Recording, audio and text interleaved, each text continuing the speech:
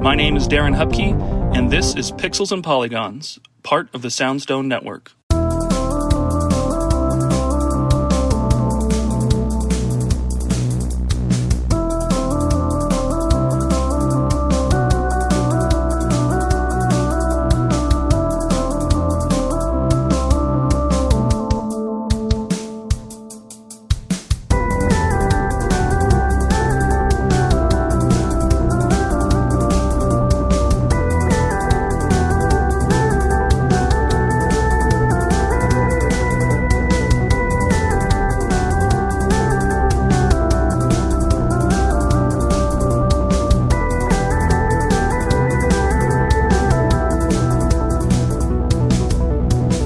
Hello, everyone. Welcome to the show. I am here with a bonus episode dropping into the feed. I have a one-off review of the Long Island Retro Gaming Expo. This was just happened this past weekend.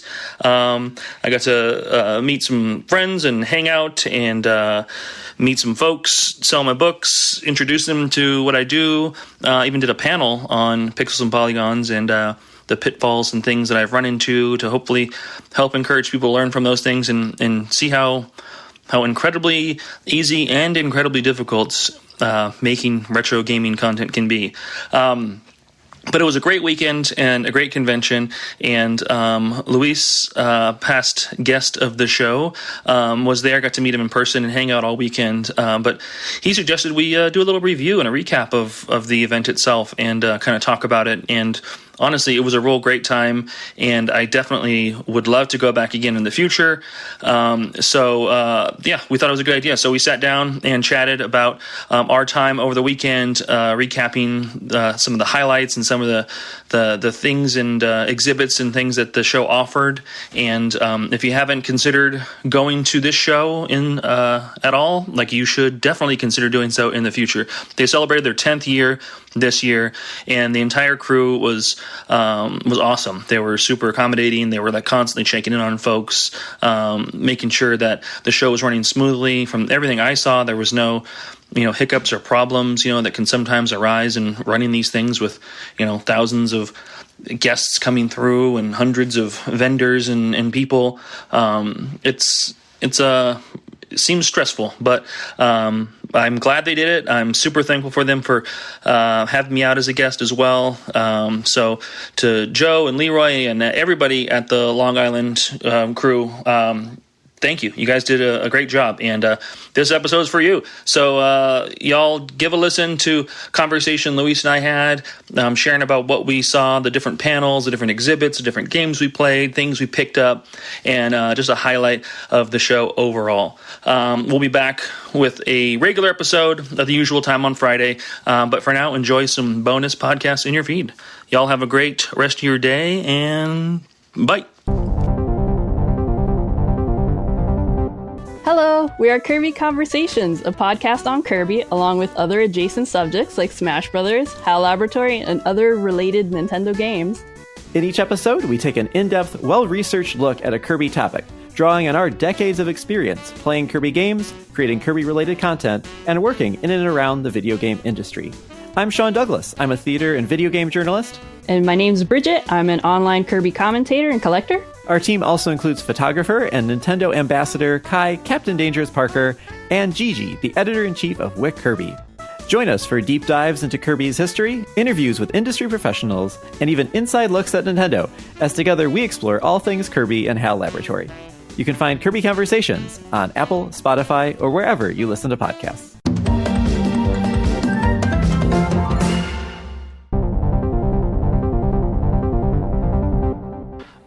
Welcome to a bonus episode of Pixels and Polygons. I am, recording this on a Tuesday, back from a weekend at the Long Island Retro Gaming Expo 2025.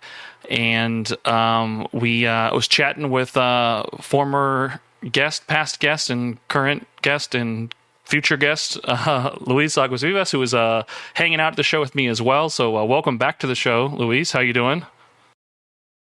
Yeah, great to be here, Darren. Thanks for having me. I look forward to talk about our our escapades at the Long Island Retro Gaming Expo. So a lot of fun. I think it's a really special convention. There's really nothing like it.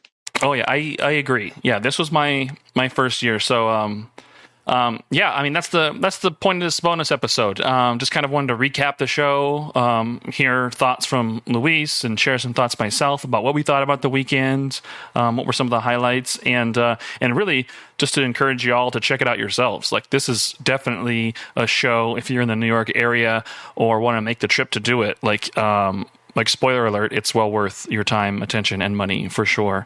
But yeah, how does that sound? You want to recap some of our highlights and some of our favorite bits of the show, Luis? Yeah, I'm down. Yeah, it's a 3-day event. They do Friday.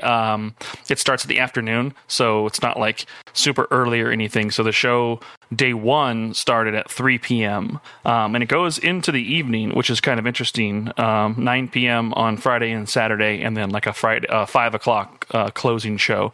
But I think the most unique aspect of Long Island's Retro Gaming Expo, to me, being the new attendee, the new guest. And you can correct me if I'm wrong, but I think the most interesting aspect is its location. It's in the Cradle of Aviation Museum there in Long Island. Like, well, I say Long Island. Like, what's the actual city it's in? Do you know? I don't have the address in front of me. Whatever. It's out there. That's a good question. I think it's Amherst. But I'm not certain. I'm not, I'm a New Yorker from the city. Anything outside of that is like, it's the same thing to me. So, but yeah, it is. It's if you go into your maps or Google it, but the Cradle of Aviation Museum out there, you will find it. So the show floor and the show space is a museum by day, and all of the setups, the vendors, the tables for guests, all of like the museum elements and like special like sections are all set up like in front of actual live like aviation museum like content. So it's really weird. If you really wanted to, you can accidentally learn about a bunch of aviation history while wandering around like all the spaces they have, all the little hangars and halls and museum rooms and everything, which, I mean, coming from somebody who's done a lot of conventions and shows as a fan and a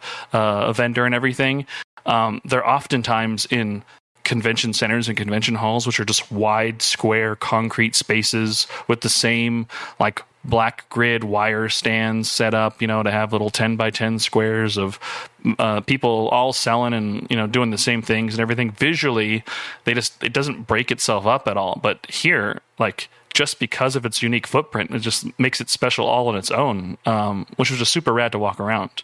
How many years have you gone now to this show? This is only my second.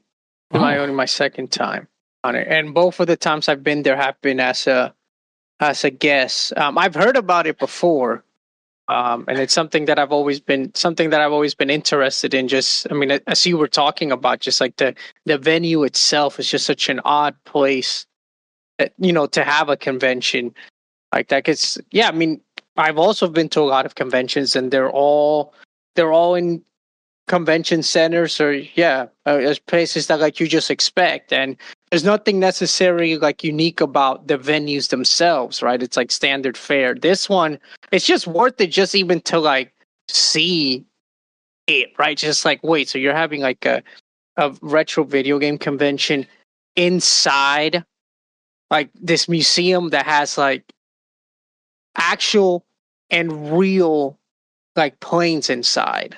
Right. Yeah. It's not just like, oh, here's like a picture of photos. It's like, oh no, there's like planes like in on the ceiling, like hanging from the ceiling.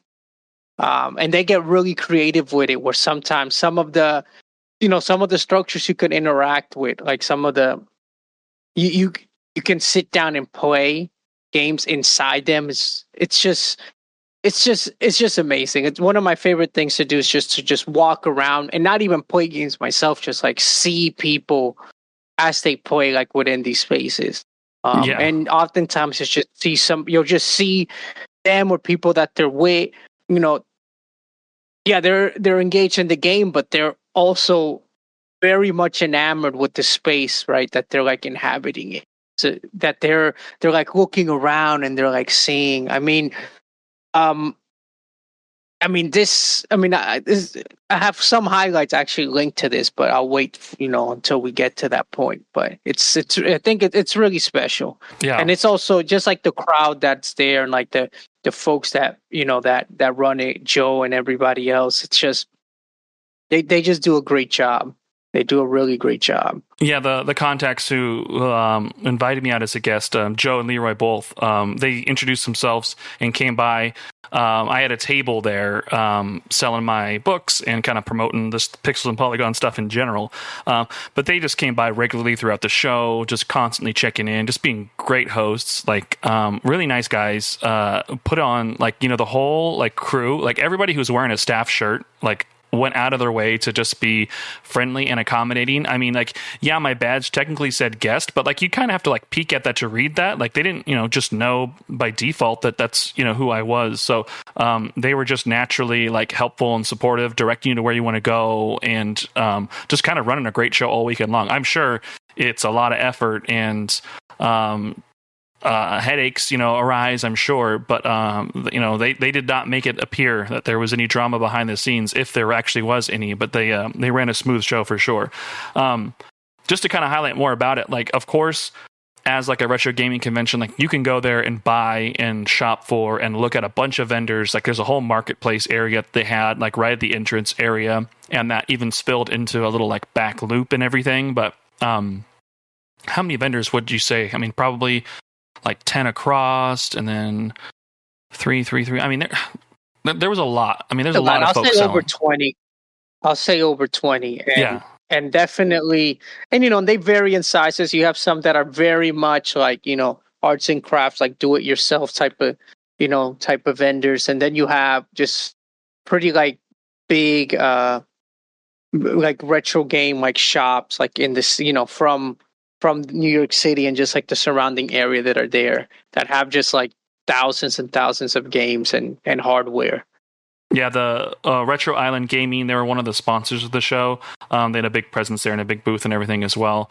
But there's just for that alone, go into a place where you can have centralized, find a bunch of great retro games and dig through. I was me and you were walking around a couple different times, but I kept stopping every time I saw PS1 games to just build my own little collection I'm building.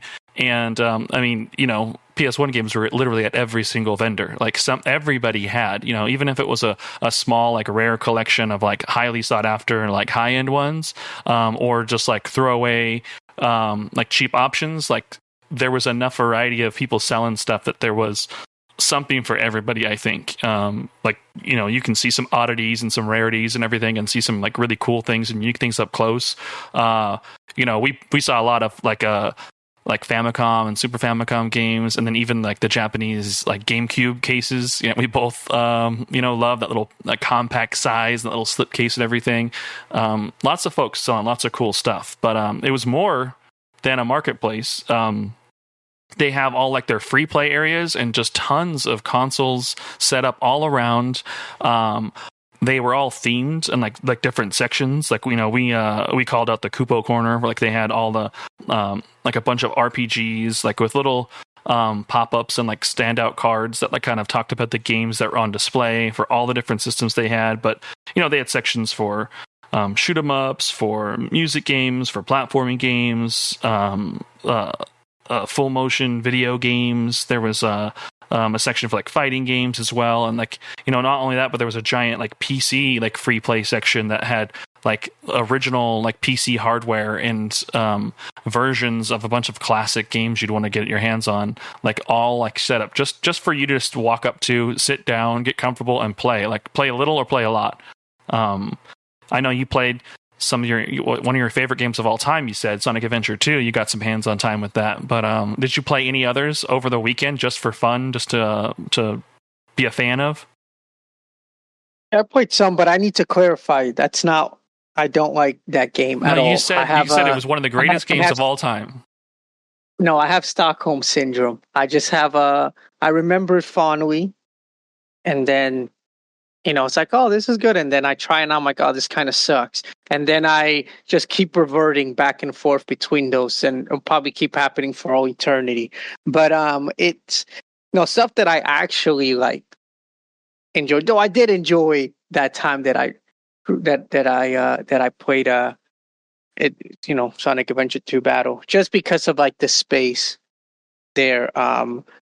But Samba de Amigo with the Maraca controllers, right next to a bomb, to a literal bomb that drops from a plane. I mean, where else can you do that? So the thrill of shaking those maracas was heightened by potentially being like, what if this bomb is still like live, and I'm just like dancing and shaking these maracas so gloriously that it goes off and takes me in a blaze of maraca fueled glory. But Jammerlammy as well, that was in the same section, and that I didn't get to play it, but just seeing people play it and just being just so excited and have like so much joy, just like faces just beaming, right? It's just so awesome. I actually didn't play that many games. I usually don't play that many games this time. So a lot of it is like I live vicariously through a lot of people that are playing in this type of setting. I'm usually like basically like walking around talking to folks, or going to panels, or doing my own panels. So but yeah, definitely the highlight though is like Samba de Amigo for me. But I am a sicko in that game. My mother complained, it's like, I thought I'll have issues with you being a teenage boy, or having like playing like games with killing and Satanism. I didn't know it was going to be a thing about a monkey with maracas. I'm like, I'm sorry, Mom. I'll try better. I'll start playing Mortal Kombat and Doom for you. Well, yeah, the games continue to spill out though. I mean, like, honestly, the amount of stations that they had to play, like there weren't like massive lines. It wasn't like they had like 20 different like units to kind of like play around with and all that stuff. Like they're just scattered all across the entire like footprint that they have. In like a little upstairs like dark hangar area, kind of off near where I was tabled at. There was this long hall of just like arcade games, like all lined up, and then they had competitive arcade games down on the first floor in that other hangar that we went and we walked through one of the mornings before they opened as well too. Just like the variety of games that they all had out there. It's crazy, like all eras, all systems, all genres, all styles, just like ready to go, ready to play, get your hands on and have some fun with it. It was crazy.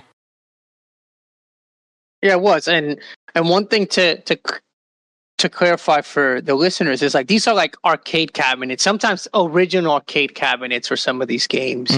And the gamut from Marvel vs. Capcom 2 to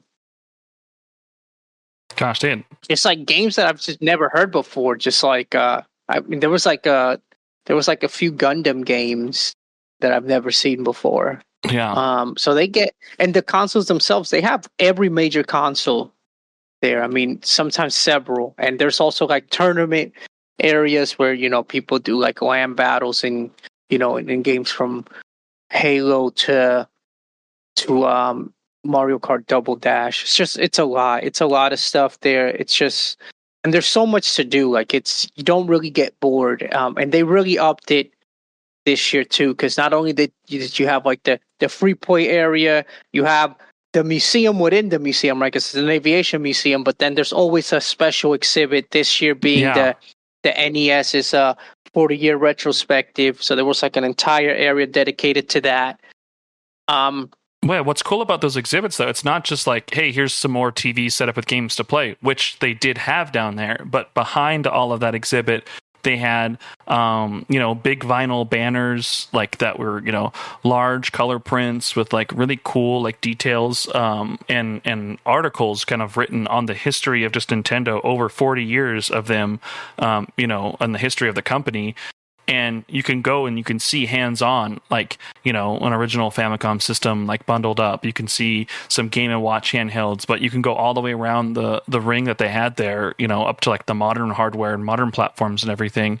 But the different versions of the NES, like in the glass cases, they had like original like boxed games and deconstructed games, magazines and flyers and pamphlets of like game data and all that stuff, all from the era. But like not just go buy games, go play games, but like actually learn something and see some like cool relics and some really cool details about it. Like, you know, it'd be one thing just to have them propped up there, but again, with all that like really well done like banners and information on it all, like it felt like a museum exhibit, but you were in a museum, so it felt like even more like a museum exhibit. And then you had some giant, you know, F-14 Tomahawk fighter, you know, staring at you in the face, ready to crash into you at the same time too. So it's like this is an odd amount of fun in detail, and it was really cool to see all the exhibits. So yeah, they had a bunch more too, but that was the highlight. The advertised highlight of the year was that 40 years of the Nintendo system this year.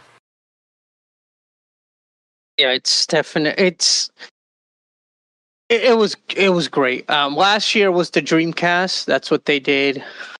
So that was excellent too. But this year, it was, I don't know why. I guess because I'm still bitter that the Dreamcast was essentially Sega's like last hurrah into console gaming. So it was still, it felt, you know, it's still painful for me to see. But the NES one, I definitely took that in stride, and also Frank Cifaldi, the Video Game History Foundation, he had the I guess like the centerpiece panel surrounding that like launching the NES, a 40-year retrospective, which was excellent.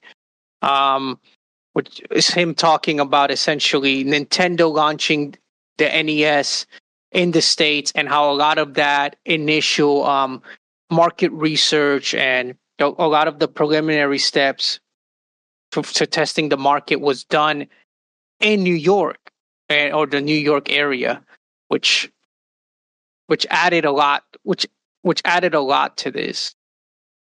Yeah, I mean, I guess we can let's pivot there and talk about some of the panels and discussions that were done all over the weekend. So that launching the NES one by Frank, that was in like their main theater, which is like a crazy room. It's like an IMAX style like screen, like this giant.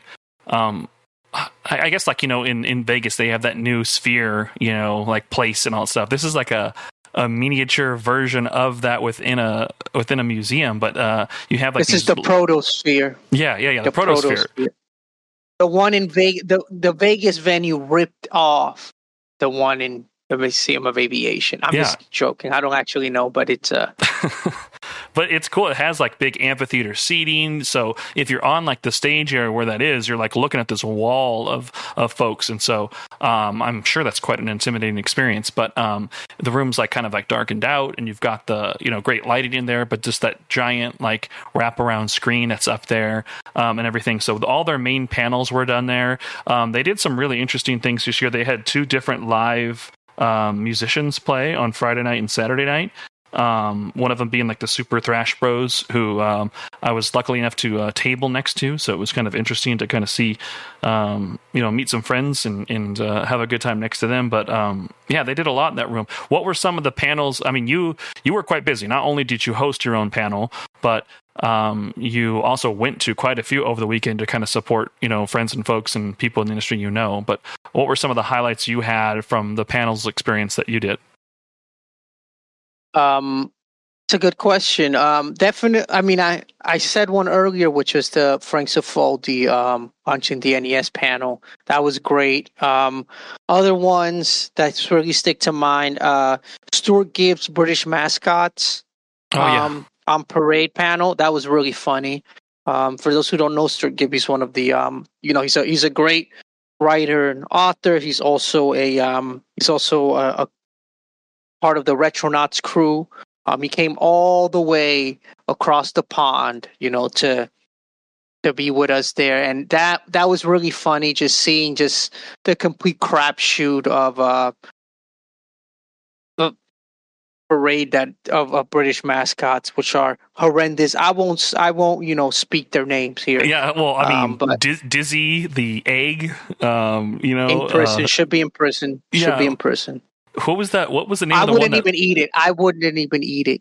Horace was the name of that one that looked like a pair of pants walking backwards / elephant trunk thing. Gosh, I mean, only the British can bring over those abominations to us and pretend like there was joy to be had in those games. But that was the cool part. I mean, yeah, Stuart, he does a book called All Games Are Good, and real funny. Like, he's got like a great sense of humor about him, and it just genuinely, like, is able to cover and look at games that may be discarded for certain reasons, but highlight what made them special, and the games that he enjoyed, even with questionable qualities. But yeah, that was a fun panel to see. Yeah, I went to that one with you, and that was hilarious. That was a good time. No, that was really good. Another one that comes to mind, so many. The retro trivia with Diamond was really good. Yes. Saturday night we competed. I also attended that one. I went to more panels. As a person who had a table trying to promote themselves and sell books, I did a number of panels, which is meaning that there was nobody at my table and I was just out and about on my own. But that trivia was challenging, and we placed 5th out of, I don't know how many teams were there, probably 12 teams or something, maybe more. Yeah. I definitely think we should have done a little bit better, but the music and soundtrack style questions got the best of us. We basically just put up a dud there. But that was really fun. That was like, if you've ever been to conventions and panels and all that stuff, oftentimes you're just hearing people talk about something and inform the audience on a topic, which is what you want to go to it for. But this was interactive. We got sheets of papers to fill out an answer sheet, and we were scored. It was like PTSD from going back to school and getting a pop quiz, but just really fun and inventive questions from Diamond, who also was part of the Retronauts crew as well, which apparently they've done that before. So if I'm a future attendee, I will look forward to a panel like that from Diamond and definitely be in attendance for that. I had a great time there. No, definitely. And another high, I mean, there's so many panels. I think every panel that I went to, I enjoyed. I would also 2 more. One is The World of Unplayable Games. This is by Kevin Bunch, who wrote an excellent book on the Atari from 1977 to 78. That's out on a press run, just limited runs up book in print. That panel was really great. Just him like discussing games that either are actually unplayable, like in their original state, or are just extremely difficult to play because maybe there's only 6, arcade cabinets for it, and and you have to track them down. Most of them aren't operational. That was really educational, and it was just also just a lot of fun just seeing that. The last one is your panel, actually. Pixels and Polygons, find your niche within a niche. I thought that was really, really insightful. I don't think I've seen a panel like that where somebody actually goes through not only like what led them to, want to write about games. I mean, self-publish books about games, like create a podcast, but actually going into great detail of that process itself. Of how it is to, create, and I mean, there was a fairly decent amount of people that showed up to be in that panel. So I thought they were lost at first. I didn't know why there was anyone in seats when I went to go sit down in front of the room there. Wasn't sure if there was a panel that had just ended and they forgot to exit or what. But I mean, yeah, 3/4 full, probably. I mean, I was thinking maybe it'd have 1 or 2 people, you being one of them. But yeah, that was a good time. A great experience for sure. And had time for some Q&A, and people actually had cues for me to give A's to, which was fun. And yeah. I mean, there were panels all throughout the weekend. things on like Friday, like streaming retro, like how like streamers on Twitch and all that stuff play games to help preserve them for like a new audience. There was like a retro repair panel that like sounded interesting, but talked about how like restoration and repair to some of these games happen. Like Cheap Ass Gamers, a website I used to use a lot to like look for game deals and all that stuff. They did a panel, which was actually just recording an episode of their podcast as well. But like the weekend was full of them, like, of all like angles and all branches of like the community, from like collecting to playing to preserving to promoting. There was something for everyone, on top of everything there was to see like within the show itself. So it was a goal time. Then they had things like tournaments and those high score challenges that were going on throughout the days as well, that you could participate in for free. They had scavenger hunts for kids. Like, it was nuts. There's a lot going on. Yeah, there definitely is. It's just a stacked convention, like just between just like you walking around playing games, seeing what the vendors have on offer, panels, if you're competing in any like or taking part in any of the events. Yeah, there's so many things there. I mean, one thing that I do regret not seeing, albeit I had like a conflict of interest for it, so I couldn't like make it, was one of the music performances, which was Lacey Johnson, the guitar virtuoso. So Lacey does a lot of really great work, especially like if you've gone to like MagFest. Those performances are amazing, and I wanted to check it out in that weird dome arena thing there, and just like, because it's weird. So it's a pretty decent sized stage, but it's also intimate, right? Just because of like the way that it's that is structured. So that's something that I wanted to see that I didn't get to see. Yeah, and then same thing. We were tabled next to I was tabled. I mean, you were hanging out, but not that matters. I don't know. I had to delineate that, make sure you weren't associated with me or whatever. But the super thrash bros, they play like metal renditions of like classic gaming music and stuff. They perform that next night. So I think from what I heard, that's newer. Maybe they did that last year, but bringing musical guests is something newer that the Long Island crew has done.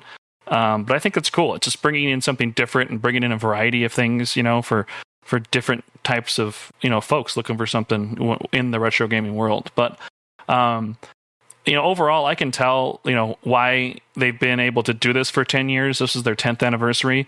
It was a good time. It was well put together.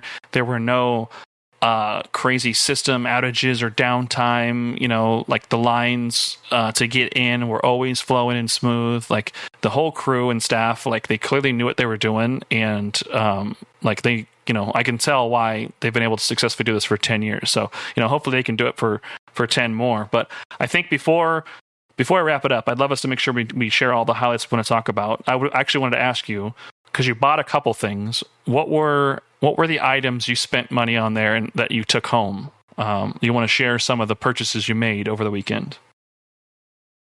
I mean, some of my purchases I think are fairly basic. Is things that I just like. I could have probably found other places that I just, that is like, oh, I'm here. It's like decent price. So I got a Nintendo Switch copy of a Captain Toad Treasure Tracker, which is a game that I really love.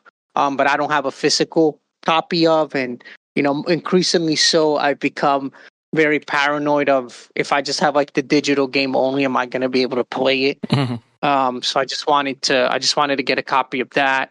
I also got really most of the, outside of games, really most of the cool stuff there was like buying zines. So like Yokai Kids. Oh yeah, I got that myself Kids, too.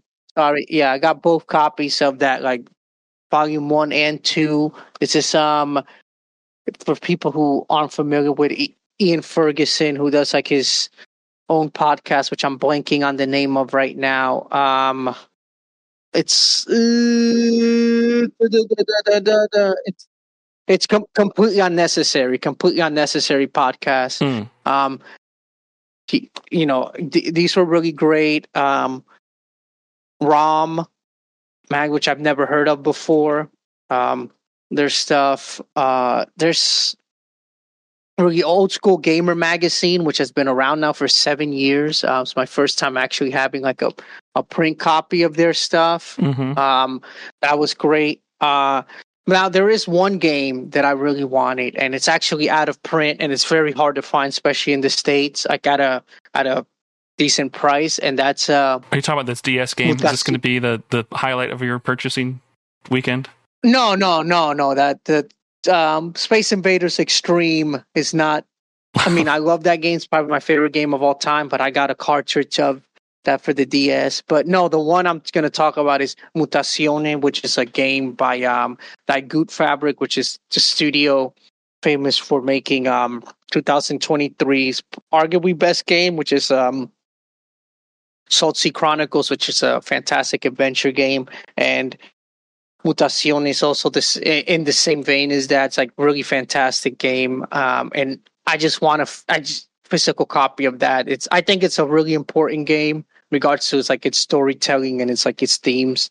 And being able to find a physical copy of that, which, they were available when it was released by I Am 8-Bit, which, similar to like Limited Run and now like Lost in Cult, there's like physical copies of a lot of like indie games. It was not expensive. It was like $30, but if that's a lot of these things like end up being right. It's like limited run of these things, and then the prices just skyrocket.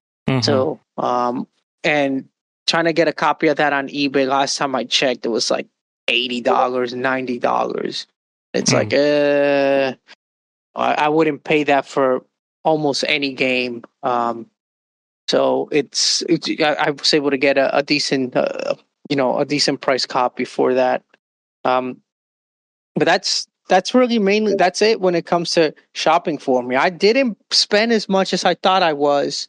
But there's also reasons for that. I'm going to be in Japan in about a month, and it's like I can get a lot of those games for cheaper there. And this is inside baseball, but a hack for people who want to buy physical games is Japanese copies of games tend to be better in the sense that they tend to release more on physical. So you're more likely to get a copy of a game with the updates that might happen like in the future. This is definitely true of Nintendo games there or Switch games. So, and now with consoles like the Switch being like in region free, a lot of these games already have like English language in them. So just buying like a Asian copy or like Japanese copy, you're essentially getting the same game, oftentimes for cheaper, and actually like working where you're not beholden to having internet access for like a download to play the game. That's cool.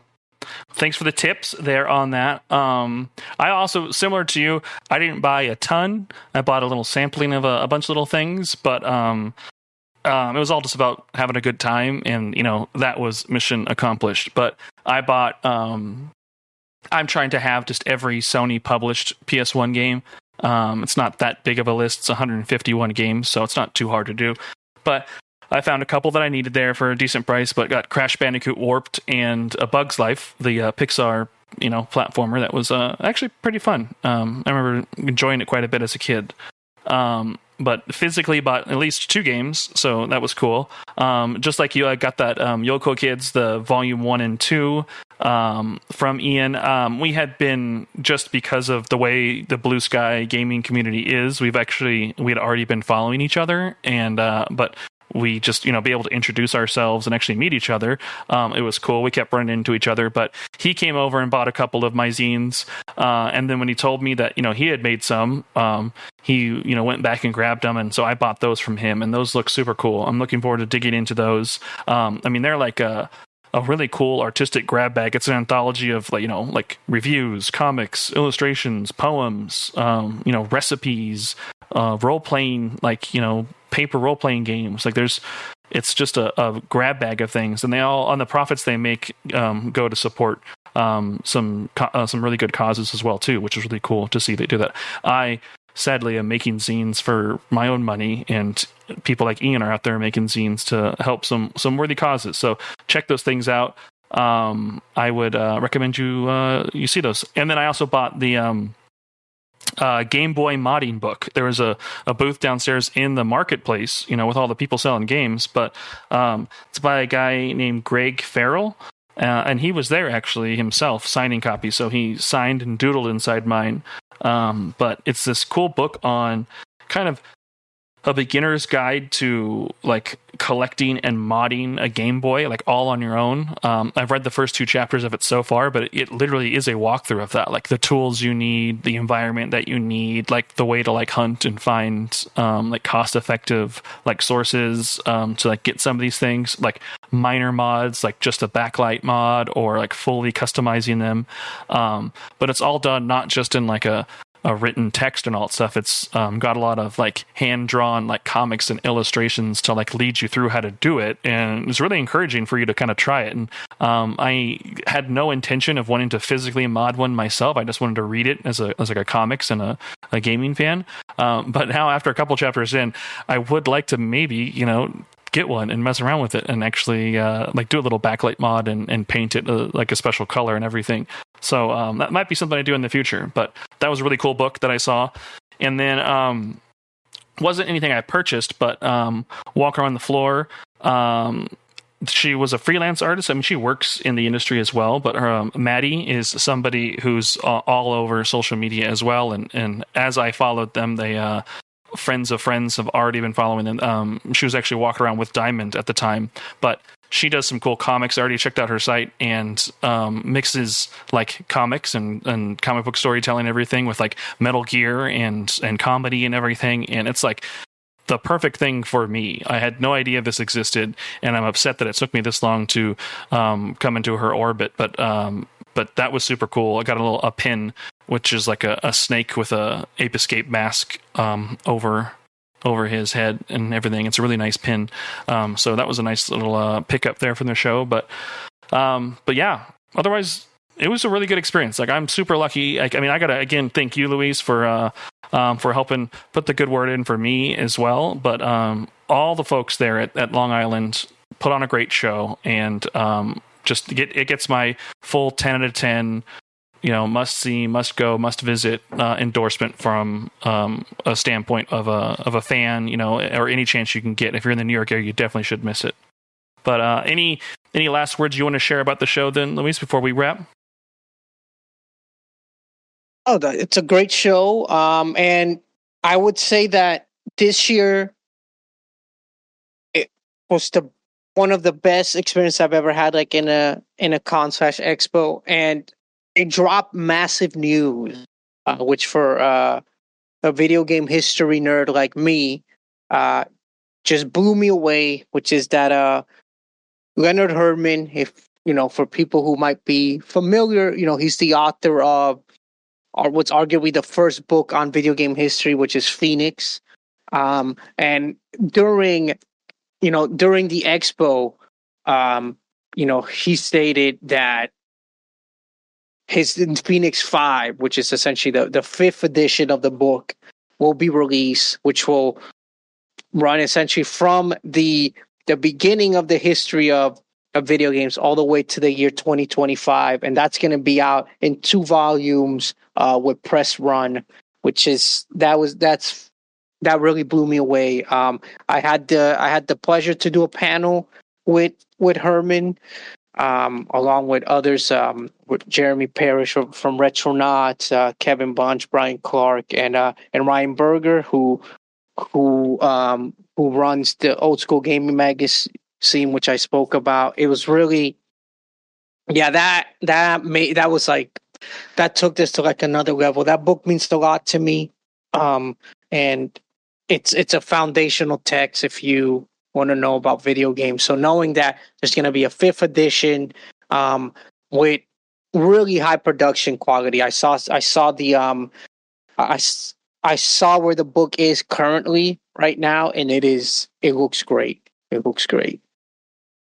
Yeah, your panel was standing room only. I was going to pop in there, and before that even started, there was a line out the door in a queue waiting to get in and everything. So I was unable to attend that. But the show also did a good production job. They were taking like lots of video and photos all throughout it and sharing that on social media. But they also were recording their panels. So I believe the intention is that they'll have these panels up on their on YouTube and on their social media pages and on stuff as well to watch in the near future too. So you should hopefully be able to check that out. I know there was some things going on with all that, so I don't know exactly how they plan to release it, but I guess look forward to that potentially being available to check out. And as soon as I hear and get word of that, I'll share some links on my own social media there as well too. But yeah, I had a great time. Any last words then, Luis, before we call it a day? It was great finally meeting you in person there. That was also a highlight.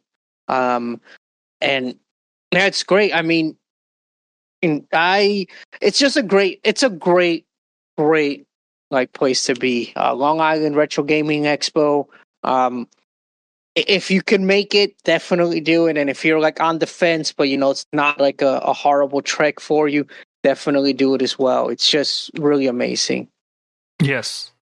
I will echo the same things. It was great meeting you in person as well. We got to walk the mean streets of Long Island, hop some fences, and be out after dark and everything. But I was never in danger. I had the muscle with me, so it was a good time. So hopefully we can repeat it all again. If not next year, whenever they would like to have me back, I'm there. Like, this is a show that I'll continue to promote and endorse and be thankful for, because some rad people doing some rad things in Long Island. Y'all should check that out.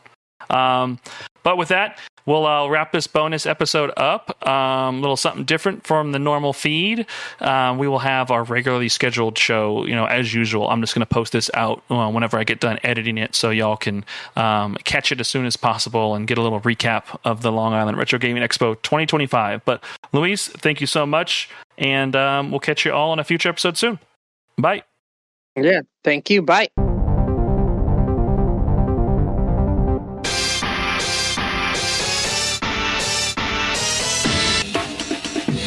Listen to Flashback 64, the chronological Nintendo 64 podcast. Hosts Gooey, McKenna, and friends flashback to the 90s and early 2000s with a look at the Nintendo 64's catalog and its contemporary cultural and historical context. Starting with the console's launch titles and proceeding in release order, we discuss classics like GoldenEye, Super Mario 64, and Star Fox 64, as well as some not-so-beloved games, lesser-known titles, and everything in between. Along with game-specific deep dives, we also cover other bits of pop culture from the time, like films, music, and more. Subscribe wherever you get your podcasts.